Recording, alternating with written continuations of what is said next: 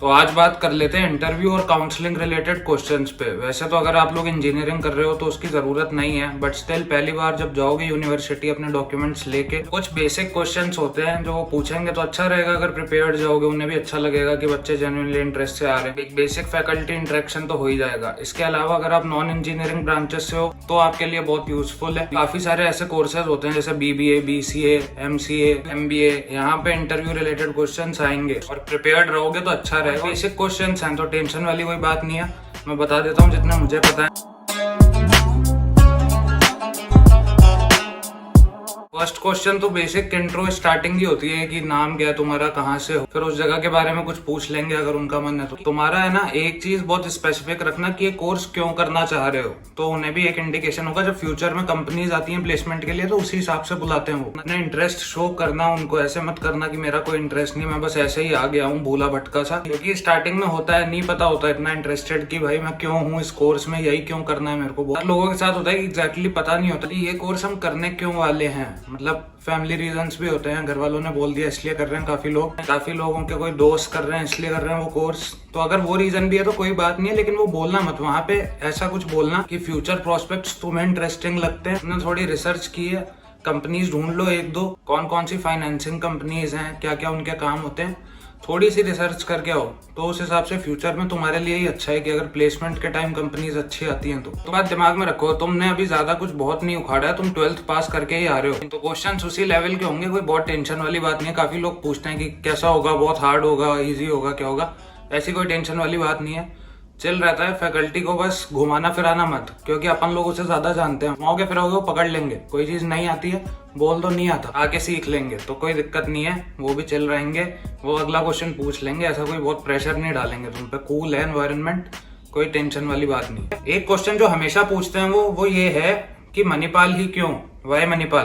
तो इसका रीजन कुछ अच्छा देना, क्योंकि ये नहीं हो सकता सिर्फ कि हमने ऑनलाइन देख लिया, किसी दोस्त ने बता दिया, कॉलेज का कैंपस बहुत अच्छा लगा, बिल्डिंग सुंदर है, ये सब मत बोलना। अगर इसका आंसर देना है तो ये बोलना तो एम्बियंस है, एनवायरनमेंट है, वो तो अच्छा है ही। इसके अलावा हमने लाइब्रेरी चेकआउट की, विजिट किया, नहीं भी विजिट किया तो बोल देना विजिट किया, रिसोर्सेज बहुत अच्छे अवेलेबल है। उनको पता नहीं चल रहा तुमने विजिट किया है नहीं किया है, 2-4 बुक्स के नाम रट लो, वो बता देना इम्प्रेस करने के लिए। ये शॉर्ट ट्रिक्स हैं मैं बता रहा हूँ। तो एक ढंग की चीज ये और एड ऑन कर सकते हो इसमें कि एल्यूमिनाई नेटवर्क हमने देखा बहुत अच्छा है, एल्यूमिनाई है वो बहुत हेल्पिंग है, ये बोल सकते हो। एल्यूमिनाई नेटवर्क बहुत मैटर करता है। नंबर ऑफ इंटरनेशनल स्टूडेंट्स ज्यादा आते हैं यहाँ पे as compared to other colleges of Jaipur और राजस्थान की रैंकिंग्स और सेंट्रल लेवल रैंकिंग्स में अच्छी रैंक करती है यूनिवर्सिटी। नैक ग्रेडिंग अच्छी है, नैक की A से ज्यादा ग्रेडिंग है यूनिवर्सिटी की।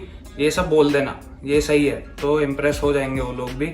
बाकी देखो इंडियन प्राइवेट यूनिवर्सिटी है तो इतनी कोई बहुत लोड वाली बात तो है नहीं। इसके अलावा मैं बोल रहा था सब्जेक्ट रिलेटेड क्वेश्चंस आते हैं। सब्जेक्ट रिलेटेड मतलब मान लो तुमने साइकोलॉजी करने का सोचा है तो साइकोलॉजी से बेसिक कुछ सवाल पूछेंगे वो, कुछ थ्योरीज पूछ सकते हैं कि तुमने क्या पढ़ा है क्या नहीं पढ़ा, तुमसे ही पूछेंगे वो। तो इंटरव्यू की डायरेक्शन ना तुम ही सेट करोगे, वो लोग लेकर नहीं जाएंगे, तो उसी हिसाब से बोलना, कुछ हवाबाजी मत करना। तुम कॉन्फिडेंट हो वही रखना कि भाई ये आता है मुझे, इसको मैं डिस्क्राइब कर सकता हूँ, तो वो उसी डायरेक्शन में जाएगा। सपोज करो उन्होंने पूछा कि तुम्हारी हॉबीज क्या है, हॉबीज में तुमने बोला बास्केटबॉल अच्छा लगता है मुझे, तो अब बास्केटबॉल मान लो तुम सिर्फ देखते हो, खेलते वेलते नहीं हो, तुम उतना एक्सप्लेन नहीं कर पाओगे। तो हॉबीज में भी कुछ ऐसी करना जो तुम एक्चुअली में करते हो। रीडिंग करते हो तो जो बुक्स पढ़ी हो उन्हीं के नाम लेना, ऐसे फैंसी नेम मत ले लेना कि भाई मैंने पॉल कोयलो पढ़ी है, क्योंकि पॉल कोयलो की सिर्फ एक ही किताब मोस्टली लोगों को पता है, द एल्केमिस्ट। बाकी किताबों के बारे में उन्होंने पूछ लिया, पॉल कोयलो के बारे में पूछ लिया, तो तुम फिर ब्लैंक हो जाओगे, उसका कोई सेंस नहीं है। भले ही तुम चेतन भगत बोल दो, चेतन भगत बोल के लेकिन उसको एक्सप्लेन कर दो, ठीक है। भले ही तुम NCERT बुक्स बोल दो, लेकिन चीज ऐसी बोलो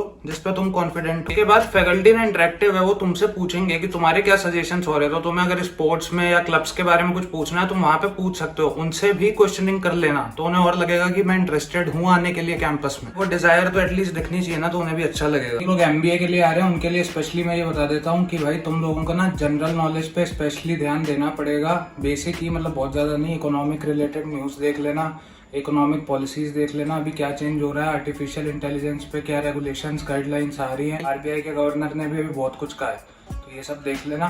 बाकी चल है, सिंपल है, इकोनॉमिक चीजें थोड़ी देख, ये बात है बेसिक शॉर्ट क्रिस्प बेसिक होता है, बहुत बेसिक इंटरव्यू होता है, ये ध्यान रखना थोड़ी बहुत बातें।